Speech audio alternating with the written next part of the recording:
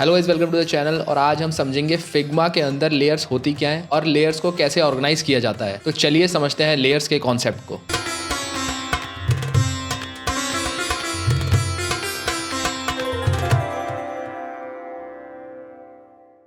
देखिए, फिग्मा के अंदर लेयर कैसे बनाई जाती है या कैसे बनती है। अगर आप बाकी सॉफ्टवेयर्स देखें जैसे फोटोशॉप हो, इलस्ट्रेटर हो, वहां पर जो लेयर होती है वो क्रिएट की जाती है। आप क्रिएट करते हैं और उस लेयर के ऊपर आप कोई भी एलिमेंट्स डालते हैं, या तो फोटो डालते हैं या कुछ ऐड और इफेक्ट्स डालते हैं। लेकिन यहाँ पर कुछ अलग है। यहाँ पर है क्या कि फिग्मा के अंदर आप लेयर कोई भी क्रिएट नहीं कर सकते। जैसे कि आप लेफ्ट पैनल में देख सकते हैं, यहाँ पे आपको कोई प्लस का आइकन नहीं दिखेगा जहां से आप लेयर क्रिएट कर सकते हैं। सिर्फ एक प्लस का आइकन है, वो भी जो कि है पेजेस को ऐड करने के लिए। जैसे मैंने ये एक पेज ऐड कर दिया और टॉप में हमारा देखिए सिलेक्टेड है लेयर्स। तो लेफ्ट में आती है हमारी लेयर्स। ये है हमारी सारी लेयर्स, जैसे ये टेक्स्ट लेयर है, ग्रुप लेयर है, ये सारी लेयर्स हैं। तो फिग्मा के अंदर लेयर्स बनेंगी कैसे? तो लेयर्स जो होती है फिग्मा के अंदर ऑटोमेटिकली बनती है जैसे ही आप एलिमेंट्स क्रिएट करने लगते हैं। जैसे कि मैं अभी टेक्स्ट ले लेता हूँ और मैं यहाँ पे कुछ लिख देता हूँ, अभिषेक। तो अगर आप लेफ्ट पैनल में जाके देखेंगे तो यहाँ पर लेयर ऑटोमेटिकली बन गई है, लेयर अभिषेक की, टेक्स्ट लेयर। और अगर जैसे ही मैं लेफ्ट पैनल में जाके ये लेयर्स के ऊपर हवर करने लगूंगा तो आप राइट पैनल में देखिए, राइट स्क्रीन पे देखिए, आपको वो हाईलाइट होते हुए दिखाई देगी। तो ये सारी लेयर्स है। जैसे मैं रेक्टेंगल के ऊपर सिर्फ हवर कर रहा हूँ, मैंने क्लिक भी नहीं किया, तो ये बता रही है कि मेरी लेयर्स कहाँ पर है। जब बहुत सारी स्क्रीन हो जाती है तो बहुत डिफिकल्ट हो जाता है फाइंड आउट करना। तो आप हवर करके भी देख सकते हैं या आप क्लिक करके उस लेयर का पता लगा सकते हैं कि वो लेयर है कहाँ पर।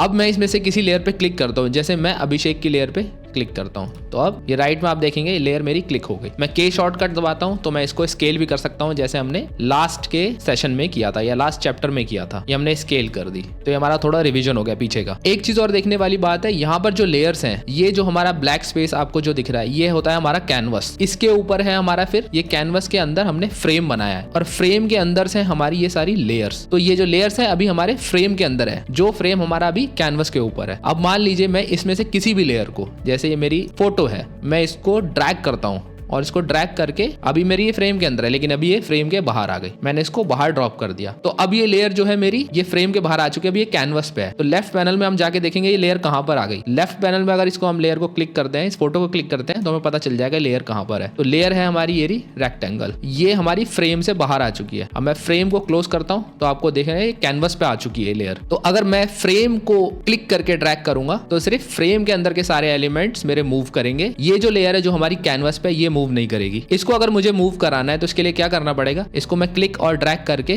फिर दोबारा से फ्रेम के अंदर लेके आऊंगा। और अब अगर मैं फ्रेम को मूव कराता हूं तो मेरी सारी लेयर्स मूव करेंगी। लेयर्स के अंदर एक ऑप्शंस होते हैं, जैसे अगर मैं किसी भी लेयर को क्लिक करता हूं, जैसे मेरी अभिषेक लेयर है तो मैं इसको यहां पे लेके जाता हूं, मैं इसको राइट क्लिक करके, तो मेरे पास कई सारे ऑप्शन आ जाते हैं, जैसे copy the layer, group selection, frame selection, ये मेरे कई सारे ऑप्शंस आ रहे हैं लेयर के। जैसे कि इसमें एक ऑप्शन है सेंड टू बैक, तो मैं इस लेयर को जो है बैक में सेंड कर दूंगा, तो ये लेयर मेरी पीछे चलेगी, यानी कि एकदम बॉटम पे आ गई। अब मैं इसी लेयर को सेंड टू या ब्रिंग टू फ्रंट अगर मैं करता हूं तो ये लेयर मेरी सबसे ऊपर आ गई, इसी फ्रेम के अंदर, जिस फ्रेम के अंदर ये सारी लेयर्स हैं। इसमें एक चीज और की जा सकती है, मैं सारी लेयर्स को हाइड कर सकता हूं, क्योंकि ये सारी लेयर्स फ्रेम के ऊपर है। तो यहाँ पर मेरा, अगर मुझे सारी लेयर्स को हाइड करना है तो मैं यहाँ से सारी लेयर्स मेरी हाइड हो जाएंगी। अगर मुझे इंडिविजुअल लेयर हाइड करनी है तो मैं यहाँ से कर सकता हूँ, जैसे ये मैंने हाइड कर दिया। अगर मेरी स्क्रीन मेरी फिक्स हो गई है कि मुझे इसमें मुझे कोई चेंज नहीं चाहिए तो मैं फ्रेम को लॉक भी कर सकता हूँ, तो अब मेरा यहाँ पे कोई भी सिलेक्शन होगा नहीं। तो कई बार बहुत सारी स्क्रीन्स बन जाती है तो उसमें आपसे कोई चीजें, एलिमेंट्स इधर के उधर मूव हो जाते हैं, तो उसके लिए अच्छा फीचर है कि आप अपनी लेयर को लॉक कर दें। फिर से मैं अनलॉक कर देता हूँ। एक चीज और हम कर सकते हैं, जैसे हमारी ये लेयर्स हैं सारी, मैं इनको सिलेक्ट करके और राइट क्लिक करके मैं इसको क्या कर सकता हूँ, ग्रुप भी कर सकता हूँ, ग्रुप सिलेक्शन कर दूंगा, तो ये मेरा एक ग्रुप बन जाएगा जो कि इसी फ्रेम के अंदर है, यानी कि ये भी अपने आप में एक लेयर है। तो इस तरीके से आप लेयर्स बना सकते हैं। इसे हम अनग्रुप भी कर सकते हैं राइट क्लिक जाके, और इसके बाद आपको मूव करना आना चाहिए। जैसे मेरा अभिषेक है तो मैं इस लेयर को सेंड बैक भी कर सकता था, लेकिन यहाँ से मैं क्लिक और ड्रैग करके मैं नीचे भी इसको मूव कर सकता हूँ। तो मैं, अगर मेरे को सबसे नीचे ले जाना है तो मैं यहाँ से भी इसको कर सकता हूँ मूव, मुझे राइट क्लिक करने की जरूरत नहीं है, मैं लेफ्ट पैनल में भी क्लिक और ड्रैग करके इसको अप एंड डाउन मूव करा सकता हूँ। तो लेयर्स का कॉन्सेप्ट बहुत ही सिंपल है, इसमें ज्यादा कोई रॉकेट साइंस है नहीं। तो उम्मीद करता हूँ आपको लेयर्स अब समझ में आ गई होंगी। लेयर्स फिग्मा के अंदर कहाँ पे होती हैं, उनको कैसे ऑर्गेनाइज करना है, उनको कैसे सेट करना है। तो मिलते हैं नेक्स्ट वीडियो में एक नए चैप्टर के साथ, जहां पर हम डिस्कस करेंगे नया कॉन्सेप्ट। तब तक के लिए thank you and take care.